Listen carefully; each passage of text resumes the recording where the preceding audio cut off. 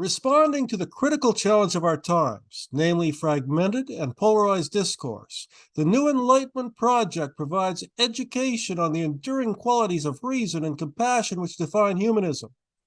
Today, I am pleased to be interviewing lawyer, political activist, and former Canadian expat Gregory Biniowsky. Gregory lived and worked in Cuba for the past 30 years, and when he returned to Canada last year, he encountered a different political culture than the one he had left. He said it was like having been in a time warp, so much had changed. He began investigating a new phenomena of wokeism from the perspective of one who has been a lifelong leftist. That is the subject of this intriguing interview, which I am sure you will enjoy. Gregory, I'm excited to be interviewing you at this time, and I'm going to be asking you about your experience, some of your experiences in Cuba, and I'm going to be asking you to compare the Canadian political scene back in the 1980s to the Canadian political scene now in some ways. But first, I would like to know more about your family background. Were your parents professional, working class? Did you have siblings? Can you give me some of that? Well, depends on how far you want to go back. Definitely my ancestors were convinced to go from the Ukraine to Western Canada and begin a new life in Canada. That was the beginning of the 20th century. So, in fact, all four of my grandparents are actually from the Ukraine. My parents were born in Canada. They were both. My father was a musician, a violinist in the Toronto Symphony. My mother was a school teacher. I was raised in a very progressive political left family. They were peace activists. They were environmental activists. And I'm talking about back in the 70s, they were environmental activists when that was, it wasn't a la mode. So I was raised with those kind of political values. Sadly, my father died of cancer when I was 3. And my mother was killed in a plane crash when I was 11. Okay, well, tell us about your political beliefs back then. You mentioned environmentalism, so I'm going to guess that you became an environmentalist at an early age. How else would you describe your political beliefs? As I was saying, my parents, I was immersed in the world of political and philosophical ideas quite intensely by my parents. At a young age, that was really the topic of conversation at every dinner table. My parents were both very, very committed activists who had definitely a left-wing worldview. I recall growing up in Smithers, British Columbia, up northern BC. I was born in Toronto, but we moved when we were very young. And I remember arriving in Smithers and noticing First Nations people with issues of alcohol kind of on the main street. And I asked my parents, who these people were. They obviously looked different to me. And I remember, my mom said, well, these are First Nations people. And I said, well, why are they drunk? Why are they like this? And she said, because we have stolen their land and we've destroyed their culture. And this is the consequence of it, that this isn't our land. We're uninvited people here, and their culture has been destroyed. That was one. I remember, and then of course, then I got in trouble in primary school because I would, of course, repeat these theories, and that would be called Indian lover, and other kids wanted to fight me. Luckily, I was a big, tough farm kid, and I defended myself, but it wasn't popular in the Anglo town of Smithers to talk about how this land really belonged to First Nations. I remember on another occasion, my mom, these are anecdotes that illustrate the strong sense of activism that I was taught. I remember in the supermarket in Smithers, a big, large supermarket, that at one point my mother saw Granny Smith apples from South Africa. And I was with her, and she immediately asked to speak with the manager, and then began to very politely lecture him about how he should not be selling Granny Smith apples from South Africa. This was in the 80s when it was under apartheid, and she explained to the manager, who was quite clueless, what apartheid was and how it was evil and how we shouldn't be economically supporting that regime. On another occasion, there were grapes from Chile when Chile was ruled by Augusto Pinochet, the fascist dictator at the time. And again, my mom very politely asked for the manager and began to lecture him about how they shouldn't be selling grapes from Chile. And of course, I was very embarrassed and mortified as a kid. I mean, I didn't know where to hide. Now I'm internally grateful for seeing and being exposed to the courage my mom had to try to make an effort to educate these people about what the ethical consequences of some of their products were. I remember on another occasion, it was a soccer game, and it must have been grade 4, grade 5. And, the PE teacher divided the class into group A, group B, and it was a soccer game. And the winning goal was scored by a little Vietnamese boy from kind of a refugee, child of a refugee family. And he scored the goal. And then in the change room after the game, the kids, including the kids from his own team, wanted to beat him up because they just felt it was not acceptable that the Chinko, as they called him, scored the winning goal. That just wasn't, and they were going to beat him up. And I remember kind of watching this, and these are my friends that were going to beat up this kid, and he didn't speak English very well, and he was pretty terrified. And something in me just said, no. And I stood in front of him and all my friends. I said, "You're going to beat him up. You're going to have to beat me up first." And I remember telling that to my mom, and she told me, it's this impulse of standing up for what you believe in, regardless of the consequences, is what I want to teach you. And then finally, Lloyd, I'll share really the most important anecdote I have of my political upbringing. Definitely the most cherished memory I have of my mom, or one of them, and potentially one of the most important defining moments in my life. And that was, I was just turned 11. I remember this was about a month before my mom was killed in the plane crash, and it was in October 1979. And I was watching some sort of documentary on TV. We only had 2 channels up in Smithers at the time, so it was CBC, I remember. And it was a documentary that was just kind of summing up the state of the world and everything wrong with the world.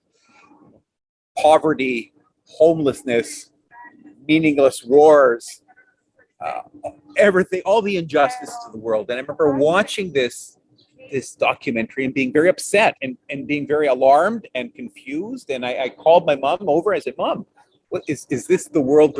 Is this the way the world really is? Do these things happen?" And she sat down and looked at me very intently. And she said, "Gregory, yes, this is the way the world is. The first thing I want to tell you, though, is that the world is a beautiful place, and never forget that. But that being said, the world also has a lot of injustice and a lot of pain. And you're opening your eyes to this for the first time as a child. How do you feel?" And I said, "Well, I feel angry, Mom. I feel that this is wrong and it just shouldn't be this way." And she said, "So you kind of feel upset and angry and you feel like there's a pain inside of you?" And I said, "Yes." And she said, "Well, what happens in life is slowly that pain goes away, and that sense of outrage and indignation disappears, and you get used to the way the world is. You're feeling this pain because you're opening your eyes for the first time, but it will disappear." And then she says, "As my son, all I ask you is to never let that pain disappear, to cultivate that pain. That fire in your belly, keep it alive. That is a good pain. To become indifferent to the way the world is the worst thing that can happen. So keep that pain, cultivate it, keep it alive, because then whether you're a plumber or a politician in your life, if you keep that pain alive, you'll do good in this world. And I will never forget that message that she gave me. I didn't fully comprehend the depth and power of that message. Now I do, and that's the most important message I try to pass on to my daughter. But that gives you an idea of the kind of the upbringing I was given. So is that how you would define leftism then? Being aware of injustices and being willing to do something about those injustices? Yes, being aware and not accepting them. Now, injustices, there's many types of injustices, but especially injustices that are economic and social. I mean, it's a complex area, but in essence, being on the left is, for me, a notion of believing in a common good, believing that we should not accept the status quo because of all of the suffering and pain and injustice that it causes, and then committing yourself to doing something about it. Now, maybe that's something else. Maybe a person could be a leftist to believe in certain things, but not do anything about it. I mean, that's a good question. I don't know at what point does the person that simply rejects the world as it is, but not do anything to change it, is that person not a leftist? That's an interesting area we can discuss. But it's a sense that the status quo is not good enough. And I think that would differentiate me from someone on the right, conservative, who says the status quo is as good as it gets. Don't tinker because you'll just make it worse. Was it that sense of injustice? Was it what led to your decision to move to Cuba in the early 1990s?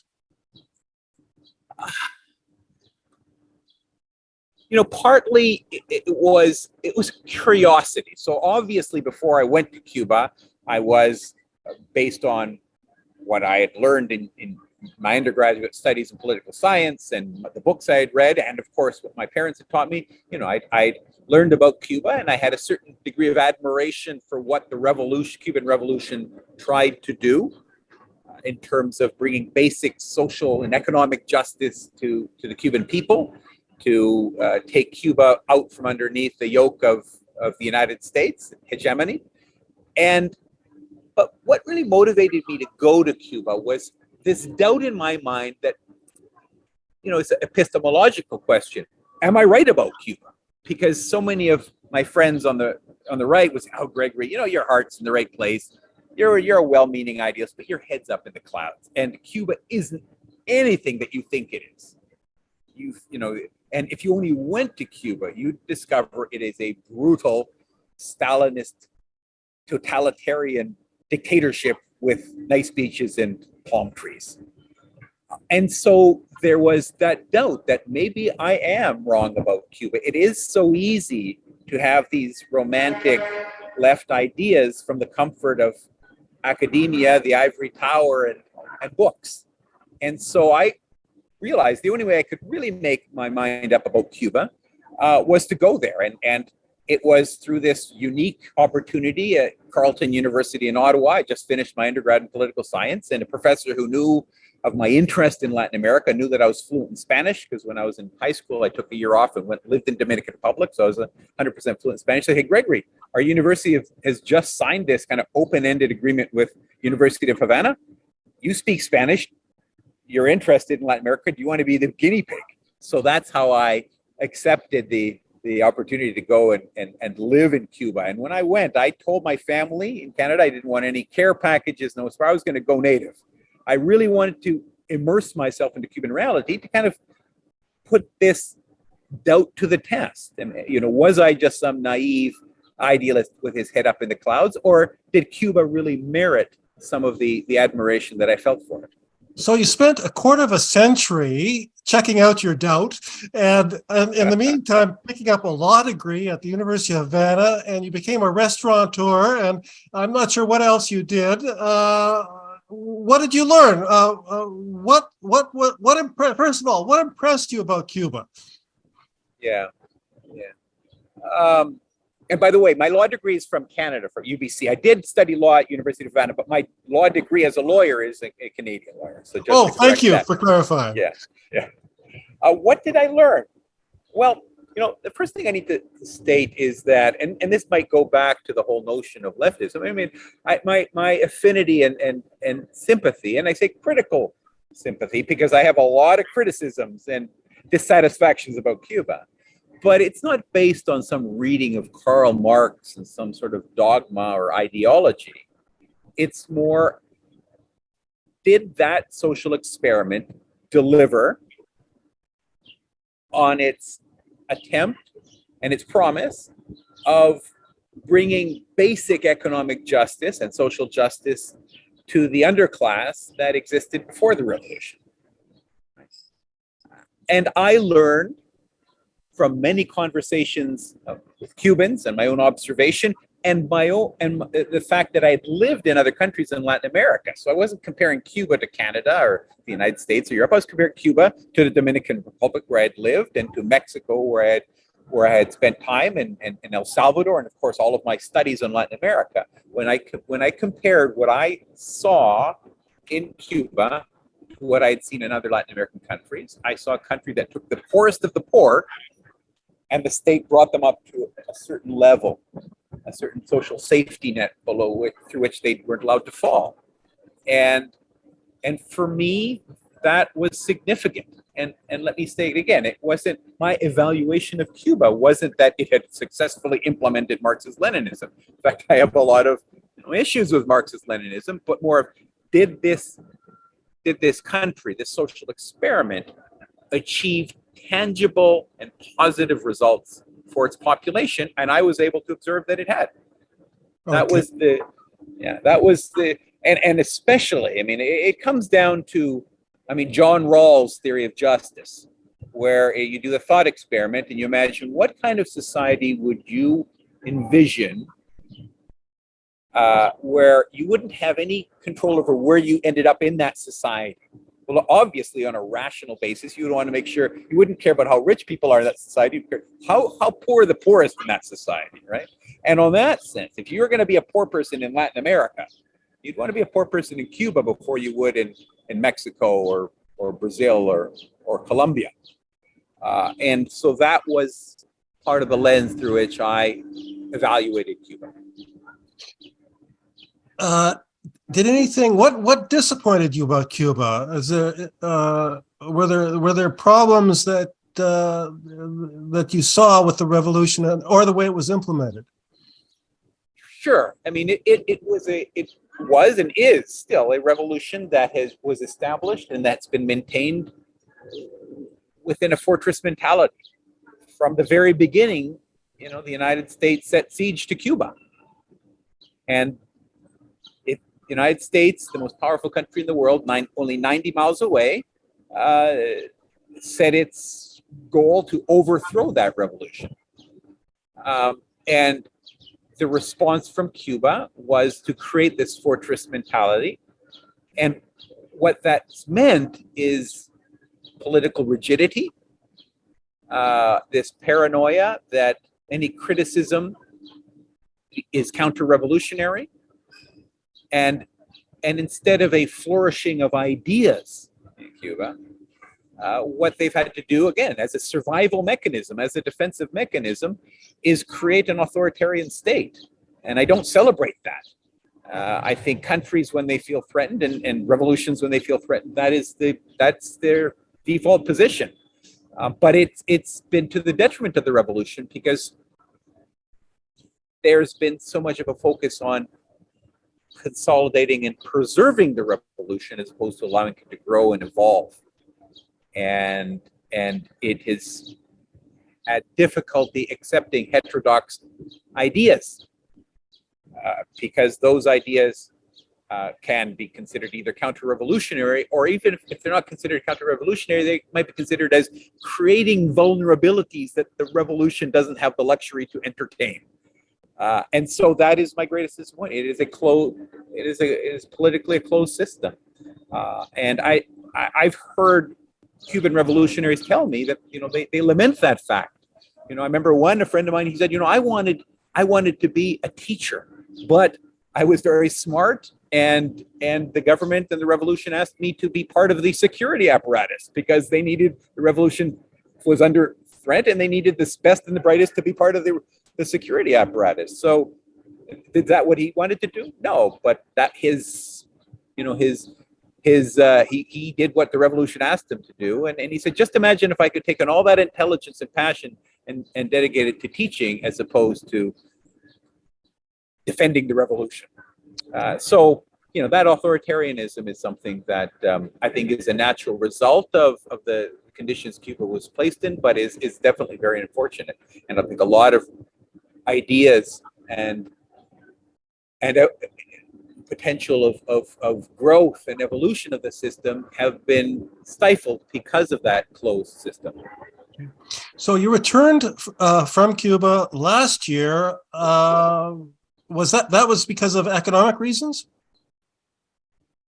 Yes, I mean, I had I was working there representing a big international law firm, essentially assisting business people from around the world to invest in Cuba, and the Cuban economy was doing quite well with Barack Obama as president. There was this sense of the lifting of the U.S. embargo was imminent, and with the lifting of the embargo would mean not only economic benefit from access to the U.S. market and U.S. companies and capital and technology, but also the elimination of that threat from the United States might even free up Cuban society internally. And there was this great expectation, and that was quickly snuffed out by the election of Donald Trump. He implemented draconian measures that no other U.S. president had ever implemented on Cuba, which really hurt the Cuban economy. Then they were hit by COVID, and then Biden was elected, and for internal U.S. political reasons, Biden has not had the courage to even reverse Trump's measures on Cuba. So the Cuban economy has been devastated, and the work I was doing there was no longer viable. The law firms that I was representing, just like Gregory, nobody wants to do business with Cuba, let alone invest, and so we don't have any work for you. So that I had no other option but to uproot myself after quarter century in the country and come to Canada. I feel a deep passion and connection to that country. I'm a proud Canadian, of course, and I feel a deep passion and connection for Canada. But Cuba is also has become part of my heart and soul, and so it's difficult to be away from the country. But I have to put food on the table. I have a 12-year-old daughter that I have to support, and that was just no longer possible. And so that made me kind of uproot and come back to Canada. Also, the fact that my daughter and her ex-mom, my ex-wife, her mom, had moved to Canada because of the economic crisis in Cuba, and its crisis now in Cuba is comparable to the crisis it was plunged in when the Soviet Union collapsed in the early 90s. Acute shortages of absolutely everything. And I want to be close to my daughter. So coming back to Canada was a combination of my employment there in Cuba was no longer possible, and also my daughter was in Vancouver and I need to be close to her. Fatherhood is something that's very important to me, and it can't be done by Zoom. Unfortunately. Okay, so you came back to Canada, you spent some time in Miami. Where did you first hear the term woke? I think I'd heard, from Cuba. I'd been reading, I read the news and followed a number of different news sources, and I'd heard the word woke primarily from what one, I guess, would call woke sources, i.e. woke being somebody who is awoken to and cognizant of the intrinsic racism and injustice within the system that we live. And I kind of thought, yeah, I agree with that. And I had no problem to say I would like to become woken to some of the underlying injustices that aren't immediately observable in our system. Then I remember a visit. I was in Vancouver just for a visit, so I was still living in Cuba. And I had a conversation with a very dear and old friend of mine, Carrie Linde, who is a lawyer in Vancouver, someone who shares my progressive views of the world, but also began to expose me to another side of the woke, and that is, hold on, let me just turn off my phone. Sorry about this. Okay, no worries.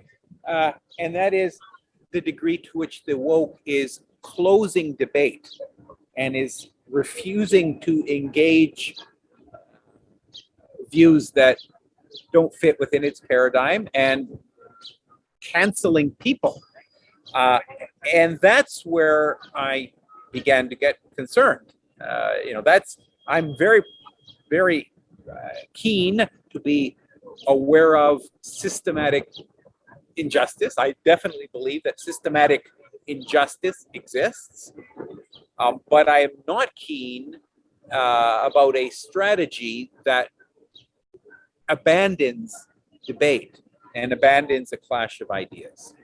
And so Carrie Linde began to expose me to some of the, I guess one called the darker side of the woke, or I like to call it authoritarian woke. I mean, some people say, no, it's woke is woke, and don't add the adjective. There's no such thing as unauthoritarian woke, and I'm yet to be convinced of that. But I definitely was made aware of that darker side of woke that's begun to cancel people and stop debate, and that as a leftist, I find deeply disturbing.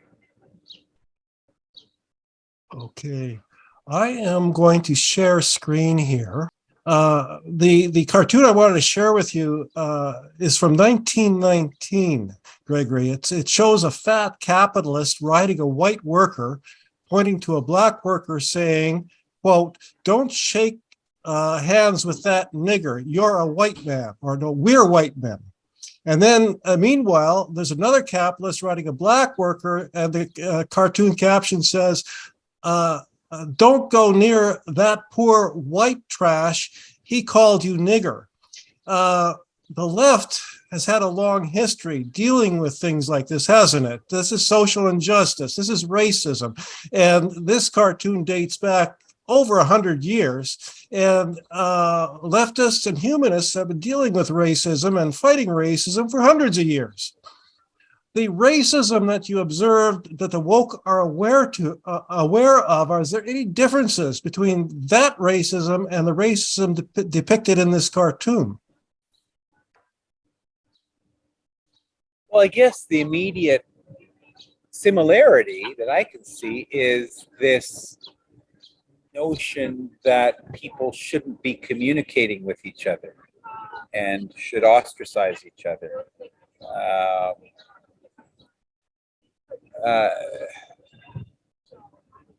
The degree to which the system manipulates racism for its own benefit, the system being capitalist system.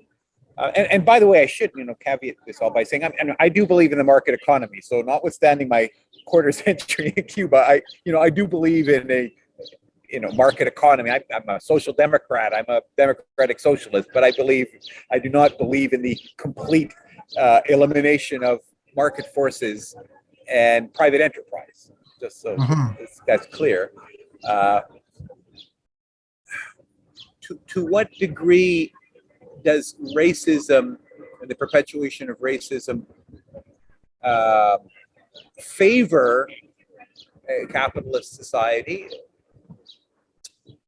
Definitely dividing people based on race or gender, but people that would equally share from a radical reform of the system. That's something the system's going to want to ensure, is the division of all those counter-hegemonic forces. So in that sense, I think the cartoon from 1919 is still relevant. Okay. Thank you. Now, 2 years ago, now you mentioned this, that you're opposed to canceling, and 2 years ago, the Canadian Broadcasting Corporation fired reporter Wendy Mesley for using the word nigger when referencing Jacques Vallier's 1971 book, White Niggers of America. Mount Royal University professor Francis Widdowson was subsequently mobbed and eventually fired after defending Mesley.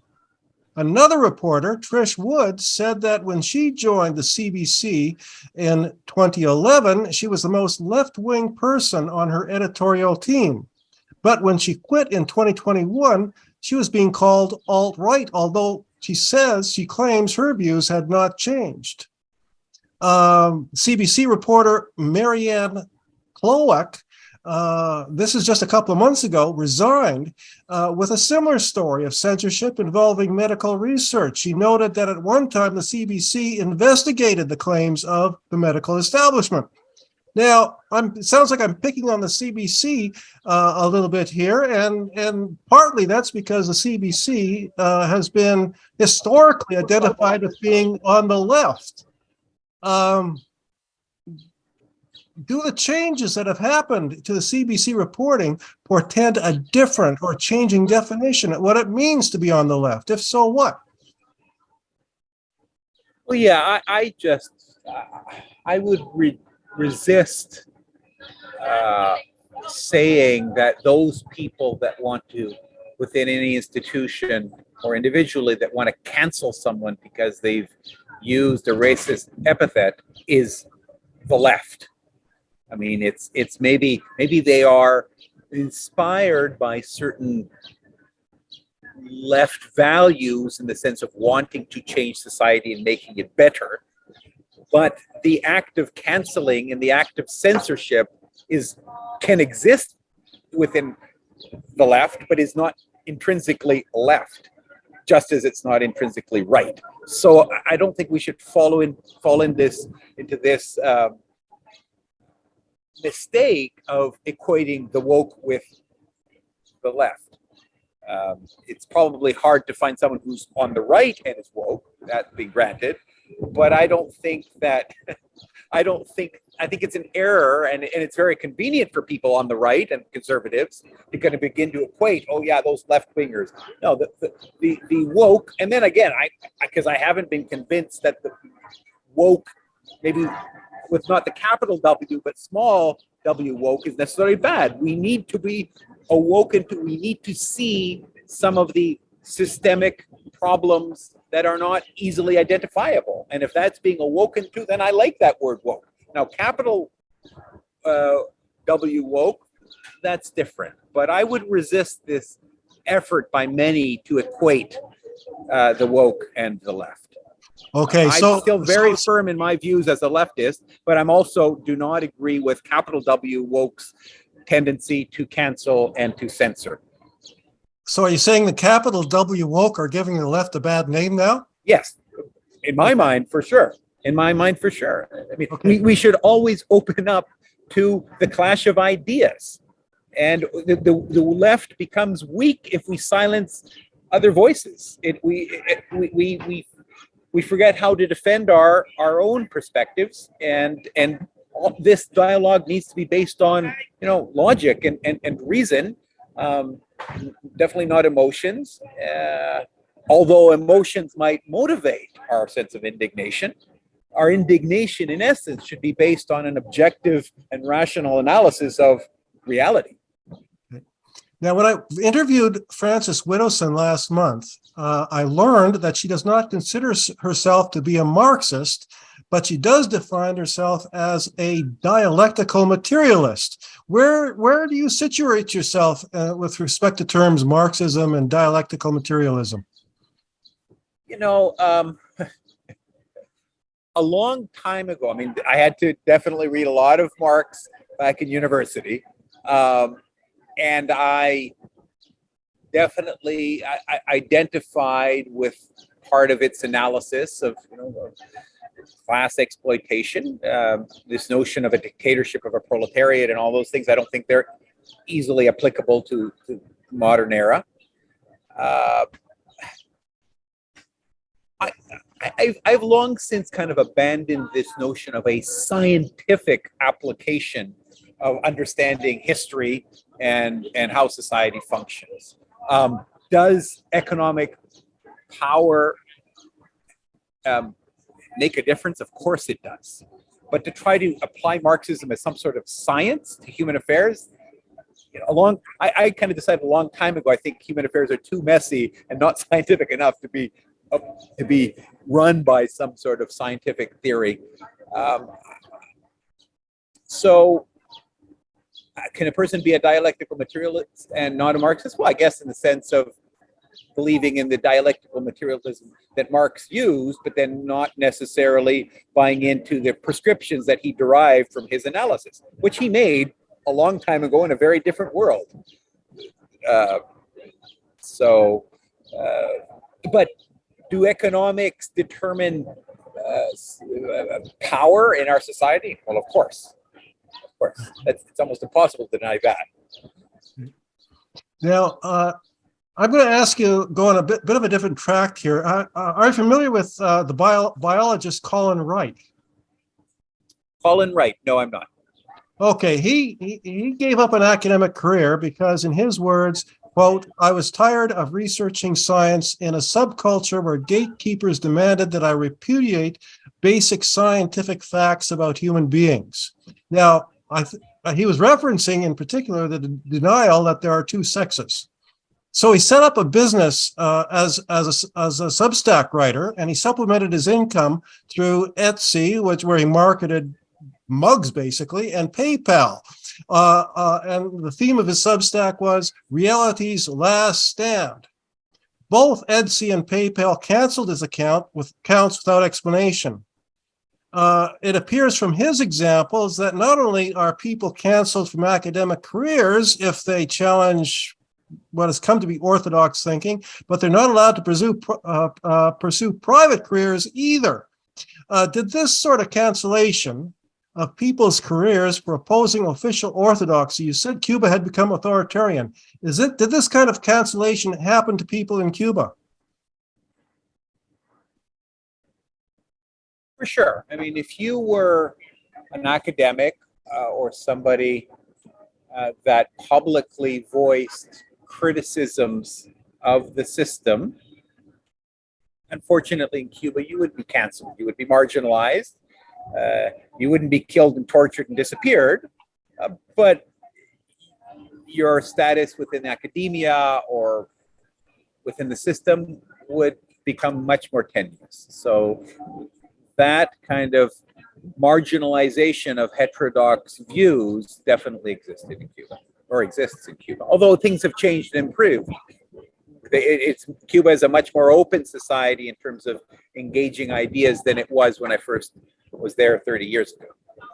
Okay. Now, in Colin Wright's case, and this is unlike Cuba, Wright was being canceled by corporations. Now, the capitalist class is not united on this. We know Elon Musk has come out against wokeism and in favor of free speech, but others like Jeff Bezos of Amazon and Washington Post fame, Bill Gates of Microsoft, Larry Page of Google, Mark Zuckerberg of Facebook, they've all promoted through their corporations wokeism. Three Wall Street firms, BlackRock, Vanguard, and State Street, managed $22 trillion in assets and have promoted wokeism. But as we've learned, particularly through the Twitter culture, if the woke are left, why are leading capitalists endorsing it? Well, I think you've partly answered this already, Gregory. But the key to my question here is, what is it in capitalism that leads a capitalist to endorse this?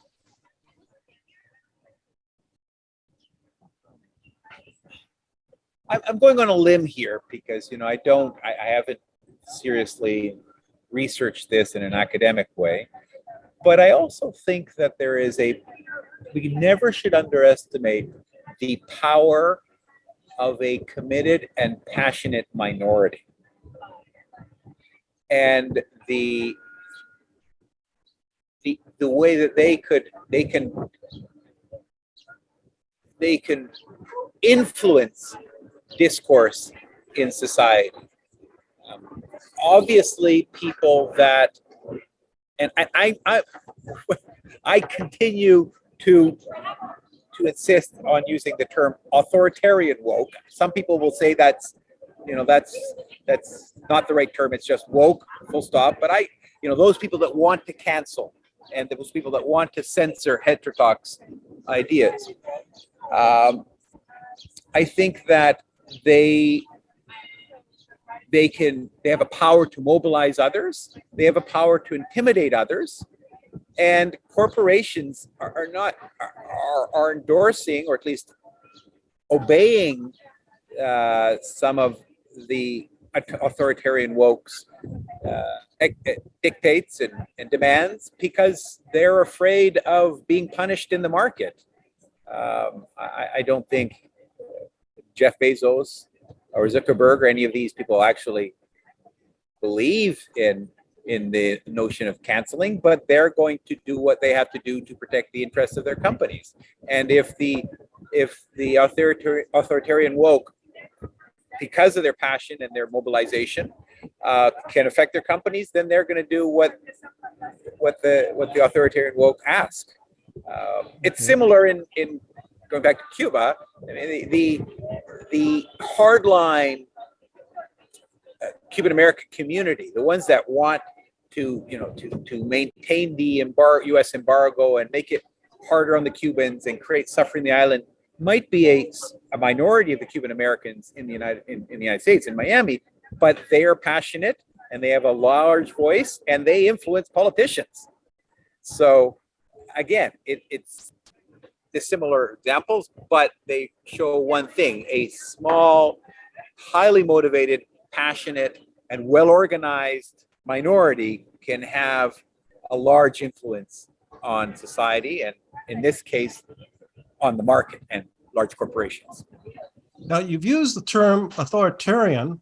Noam Chomsky recently has said that we are in a totalitarian culture, and he claims that this culture rivals that of the Soviet Union at its worst. First of all, do you agree? And secondly, do you draw a distinction? What distinction do you draw between authoritarianism and totalitarianism?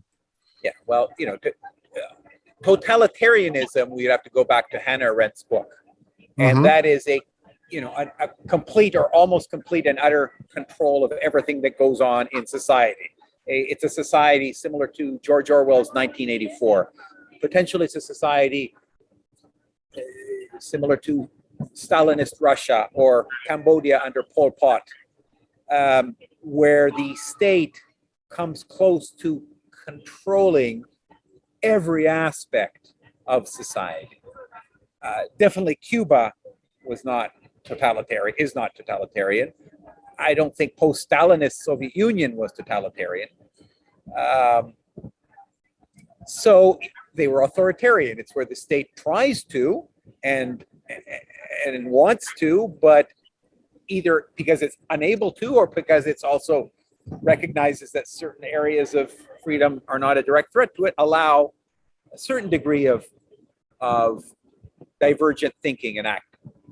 Okay, and so that's how I would differentiate authoritarian and totalitarian. And I don't think there's no such thing as a pure authoritarian or totalitarian regime, because I don't think any regime has ever completely controlled society, except maybe George Orwell's 1984, which was fictional. I saw that interview with Noam Chomsky about it, where he said that the mainstream media today is more totalitarian than Soviet Russia after Stalin. He didn't mention that was after Stalin. I don't think he was making the claim of Soviet Union under Stalin. Okay. It's an invidious comparison. I would say, though, that I am worried about mainstream media's tendency to begin to cancel out certain heterodox views. Now, Can you cancel them out completely? No, because you can find any view on the internet. Soviet Union, there was no internet. Could people, as Chomsky mentions, could people listen to BBC and some other news sources? Yeah, not with the ease that somebody can listen to heterodox views on the internet. That not yet has been eliminated in our society. So, but within the mainstream news sources, is there a disturbing tendency to begin to cut out alternative news sources? For sure. But I think it could probably be argued it always was thus, because as Chomsky documented in what was it, Manufacturing Consent, the media, be it from perhaps a different ideological base, was busy controlling the news that we received on things like the Vietnam War and so on. Now, sorry. I was just going to say, in one way, maybe the thought control of Western media is more effective because it is more effective in creating this myth that things are open. Whereas in the Soviet Union, everybody knew that the media was controlled and was giving the view of the Communist Party.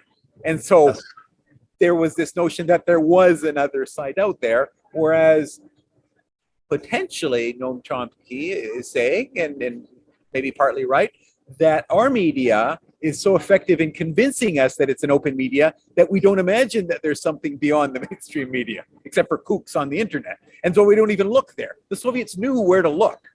Yeah.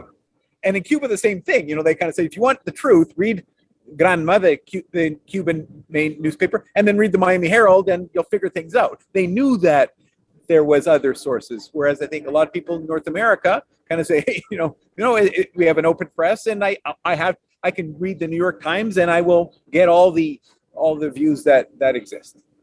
And I don't think that's necessarily the case. I want to ask you one more question about the left, and then I want to ask you some questions about the right wing, which we haven't talked very much about. Paul Klingsworth, you recall him? He was the journalist who did some excellent work with the Zapatista revolution in Mexico. Here's a quote from him, from an article I read. How times have changed. Here in the 2020s, the left anti-globalism that I once thought was the movement of the future is barely in evidence anywhere. The most incisive opponents of corporate globalization today are often to be found on the right, or at least not from any identifiable sector of the left. Where are the pro-working class, anti-globalization left? Where did they go?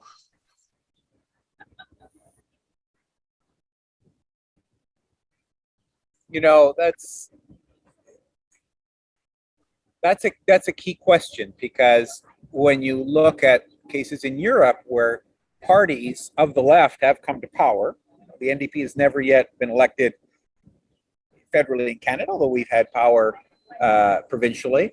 When the left is elected, it does not pursue a radical program of dismantling globalization.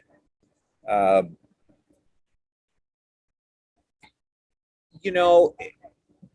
would say maybe it's not globalization that's been the problem, but the form of globalization, neoliberal globalization, is definitely, I think, hurts humanity and the planet. But a globalization based more on social democratic socialist values isn't necessarily bad. So I don't think there's something intrinsically bad about globalization. And maybe the left, when it comes to power, simply tries to pursue in an incremental fashion to try to humanize globalization and not to kind of try to roll the clock back and become insular, and because I think that would be economic suicide for most governments. So again, it's not globalization is not the problem. It's what kind of globalization. And I think on that, to a different degree, people on the left continue to voice a criticism of free market neoliberal globalization. We want trade agreements, international trade agreements that have built within them very, very strong workers' rights and environmental rights. To the degree we've succeeded, well, that's debatable. Now, what you mentioned, though, that there is an anti-globalist narrative coming from the right, it's, to what degree is it based on some sort of economic analysis, and how much of it is just crass demagoguery, because there's a lot of working class people that have not benefited from globalization, and the right-wing politicians like Donald Trump are trying to get their votes, and so by going after trade agreements, he gets their votes. Does that mean he doesn't believe in globalization? I'm not sure about that.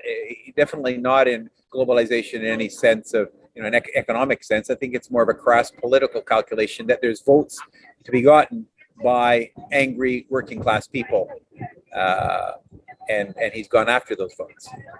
Well, let's talk about Donald Trump for just a moment. He appears to have the blind devotion of a lot of followers. Is there an element of cultism here, do you think? Definitely. I mean, the pro-Trump people that I've had the chance to engage with and debate and speak with, they definitely have this bizarre rejection of rational thought. It's a blind faith and a denialism of just objective reality that is, I would think, comparable to a cult-like mentality where people will follow the cult leader regardless of what logic and reason would tell them. People want a messiah, and they're desperate, and they want simple answers for complex solutions. And Donald Trump offers that, just like many other demagogues, be they Hitler or Stalin or others. And so I think people feel vulnerable, they feel afraid, and they want security. And people like Donald Trump offer that security to them. And simplistic answers. Does Donald Trump, does he represent kind of a wokeism of the right? I think that's a leading question. Yeah. Well, there's definitely things you cannot question. I mean, for Trump and his acolytes, you cannot question whether the election was stolen. Of course it was, and you're an evil communist or a blind Democrat if you actually believe Biden won. So in essence, they have their own sense of censorship and unquestionable axioms.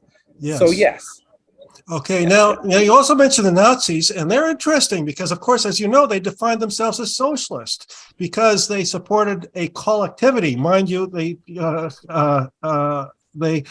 defined it differently. They call themselves National Socialists because it was a restricted collectivity. It's not the international socialism that I think you were referencing when you talk about a left globalization. But they call that collectivity the Aryan race, and which of course is a form of identity politics. Italian and Spanish fascists also preserved class privilege, and while restoring the Roman Catholic Church in their jurisdictions. Because of this adherence to class and religious privilege, most academics would call these fascists right wing. Yeah.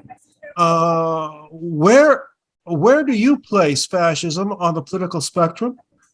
Well, I think that the fact that Nazism used the term socialism is a bit of a misnomer, because I think that was maybe a more cynical ploy to attract support from the working class in Germany.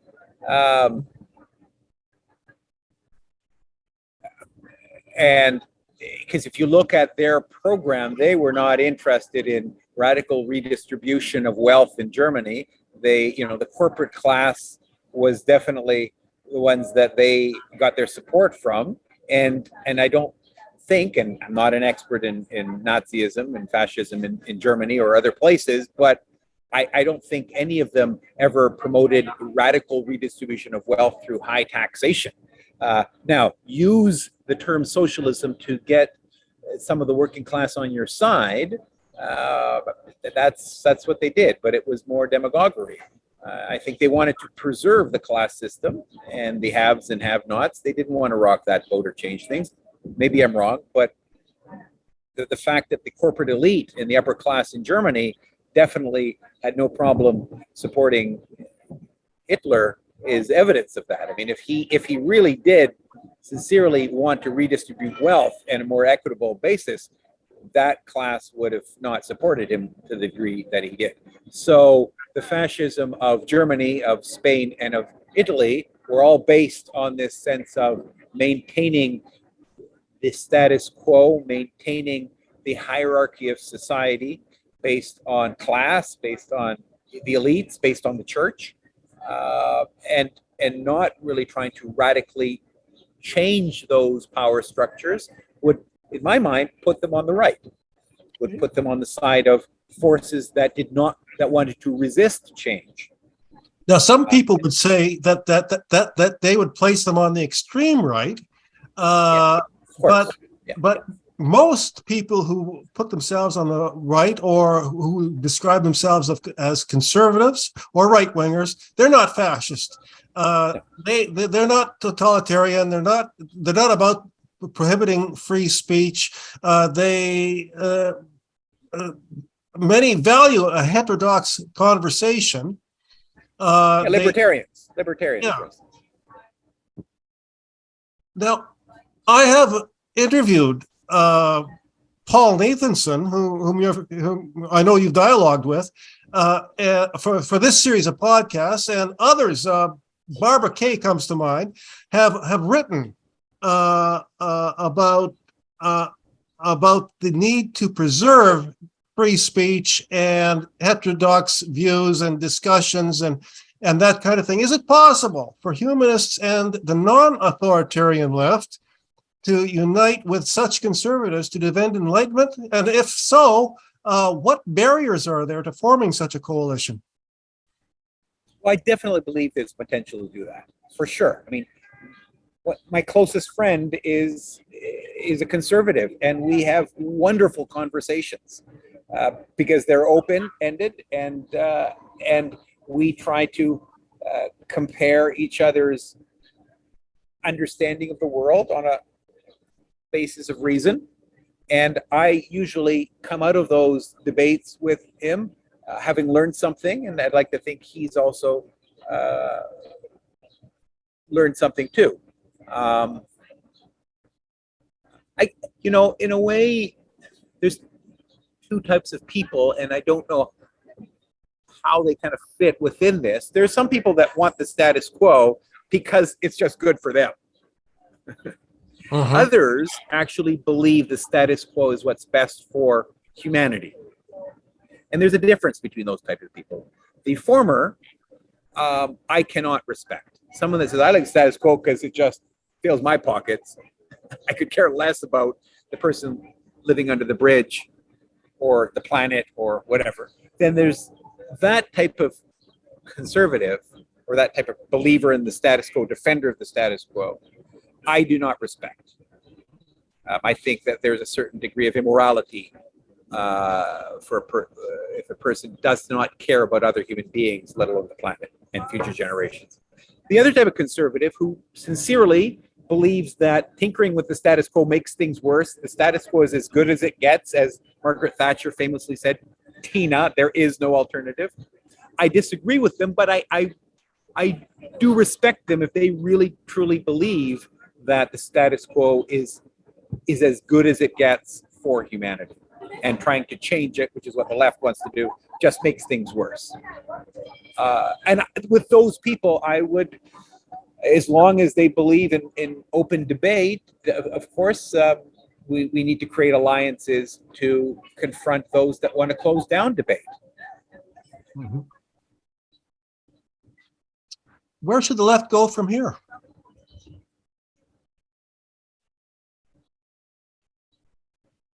Well, I think definitely the left that I believe I'm part of needs to defend vigorously open debate on key economic and political and social questions, and avoid a tendency to adopt the cancel culture and shutting off any communication with opposing views. I think that's the biggest challenge that, or one of the most important challenges that the left have to face, because there is this growing movement of closing off communication and censoring, and that will only weaken the left. I think also the left has to, just to say the obvious, has to look critically at its successes and failures in the 20th century and apply them to the 21st century. I think for me, my leftism goes back to humanist impulses. Marxism is simply a tool to imperfectly try to understand society and the world. And tools become obsolete, some parts of tools, but these are all tools. My wellspring of my leftism, my socialism, is a humanist compassion and empathy. And I just don't want to accept a world where people needlessly suffer. And I don't want to accept a society that blindly jeopardizes the well-being of future generations and life on Earth. It's an ethical position. It's not a dogmatic position. And maybe the left needs to reroot itself in humanism and not abandon Marxism, because Marxism is a powerful tool to understand how society works to a certain degree.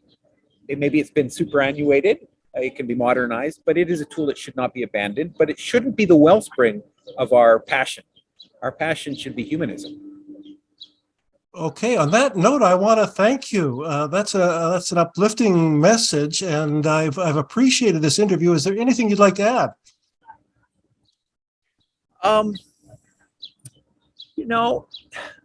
Yeah, I do. I want to share an anecdote. Okay, thank you.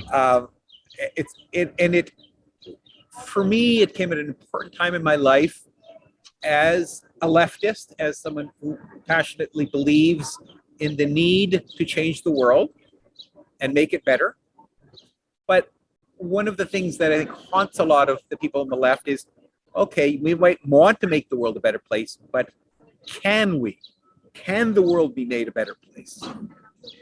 And I think this is something that creates a lot of despair and, in certain cases, surrender. People on the left, they give up because they just don't think it's possible. And that doesn't mean they embrace the status quo, but they just think they don't want this. You know, if the struggle is, if the goal is impossible, why do it, right? And I'll never forget. And it's an anecdote story that comes from Cuba. This was the mid 90s, and I was a professor at the University of Havana. I was teaching Canadian politics, of all things, there. And it was at end of the kind of Christmas, New Year's type of party for professors. And I met this professor. I can't remember what he's a professor of. I think maybe he wasn't in, I was in the Faculty of Philosophy and History. So I think he was in the sciences. But anyways, and he told me his story. He was from a very, very wealthy, aristocratic Cuban family that when Fidel Castro came to power, the revolution triumphed, his whole family left for Miami. And he was too young to have fought in the revolution, but he believed in it. And he decided to stay in Cuba. And his whole family left him and kind of disowned him. He was the black sheep leftist who remained in Cuba to dedicate his life to the revolution. That's what he wanted to do. He believed in the in the agenda and the objectives of the revolution. And he told me, Gregory, you know, it was hard for him. His whole family left, and he remained behind, and he lost contact with them. They kind of disowned him. And he basically gave up all of his wealth and privilege to dedicate his life to the revolution. And he said, you know, Cuba in the 1960s were incredible because it was an entire country that was living and breathing idealism. And he said, we really believed we were going to create utopia within a couple of years. It was all within our grasp, and with willpower and intelligence and effort, we were going to create a utopia. And he said that, you know, as the years went by, that idealism began to slowly wane. And then in the 1970s, the Soviet Union began to exercise a much greater influence in Cuba, following the death of Che Guevara in Bolivia. And it became a much more rigid and bureaucratized society, and that kind of idealistic effervescence began to wane further. And then the 80s were a time of actual economic growth and prosperity, partially because of the Soviet largesse. But again, that fire in the belly that existed in the 60s was diminished more. And then I was speaking to him in 1995, and the Soviet Union had collapsed just a couple of years before. The country was on the precipice, and everything, all of these highly lauded achievements of the revolution, its healthcare system, its education system, were crumbling because there were no resources. The Soviet Union collapsed, and the country was in complete economic freefall. And he said, Gregory, I was talking to my grandchildren, and they said, Granddad, abuelo, granddad, you know, we know the family history. We know all of the wealth and privilege that you gave up to dedicate your life to this cause of yours, this revolution of yours. And everything that the revolution has been able to achieve is now crumbling into dust in front of your eyes. Everything you built is going to be destroyed. And he said to me, Gregory, I looked at my grandchildren in the eyes and I said, you guys might be right. You know, maybe the revolution, this attempt to make a better world, is some sort of quixotic attempt, and maybe it's not possible. And maybe any achievement will inevitably and invariably and ineluctably be destroyed, and we will be pulled back into the fold of the status quo of the world, and all of the achievements of the revolution will be lost. If you could have told me back in 1959, when I made the decision to stay in Cuba and devote my life to this revolution, if you would have said in 1995 the revolution would collapse and everything it had achieved would be erased, I wouldn't have changed anything, because I dedicated my life to a cause that is fundamentally good. And it's not about whether you succeed or fail. It's about linking your life to a worthy cause. Whether it succeeds or fails is out of your hands, because by linking your life and your actions to a beautiful idea, that gives meaning to life. And he was at peace. He was at peace with the very, very possible, scenario of losing his entire life project, because he had dedicated his life to these ideals that he believed in. And so it's not about winning or losing, it's about doing the good fight. I have a feeling, Gregory, that you were giving this anecdote about the revolutionary who stayed, but you were really talking about yourself. Thank you for living a life well lived, and may you continue to do so. Thank you. Take care. The New Enlightenment Project is committed to increasing civil discussion of difficult or controversial topics, such as the one we've just had with Gregory Biniowsky. We offer a series of podcasts that further that aim. You can visit our website at nep-humanism.ca, where you can browse our blog, watch more interviews like this one, become a member, or make a donation. We are also on Facebook.